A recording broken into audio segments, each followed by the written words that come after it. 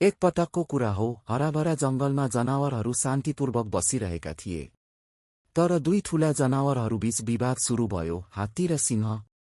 सिंह गर्जियो, म जंगलको राजा हुँ। मेरो डरले सबै जनावर काँप्छन्। म शक्तिशाली छु। हात्ती थुनथुनायो, तिमी डर देखाएर राजा बन्न खोज्छौ, तर म बिना डर अरूलाई जोगाउँछु। बल भनेको टोक्ने होइन, जोगाउने हो।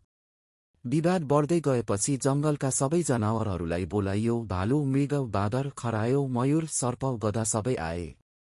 एउटा ठूलो वृक्षमुनि सभा बसाइयो। बाँदर उफ्रिँदै भन्यो, राजा त त्यो हुनुपर्छ जसले सबैको सुरक्षा गरोस्।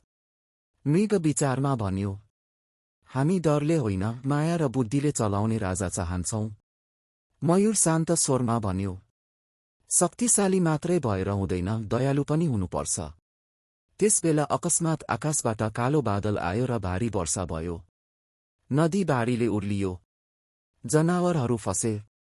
हात्तीले बालक जनावरहरूलाई आफ्नो पिठ्यूमा राखेर नदी पार गरायो। सिंह भने अगाडि गयो, तर एक्लै बस्न खोज्यो, उसले अरूलाई फर्केर हेरेन।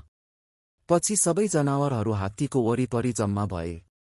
बुढो लाटोको सेरोले घोषण गरियो, साँचो राजा डरले होइन, कार्यले चिनिन्छ। आजको मितिबाट हात्ती हाम्रो जंगलको राजा घोषित गरिन्छ। सिंहले लाज मानेर टाउको झुकायो अनि भन्यो, त योग्य छस्। म त केवल गर्जन्थे, तैले त जोगाए।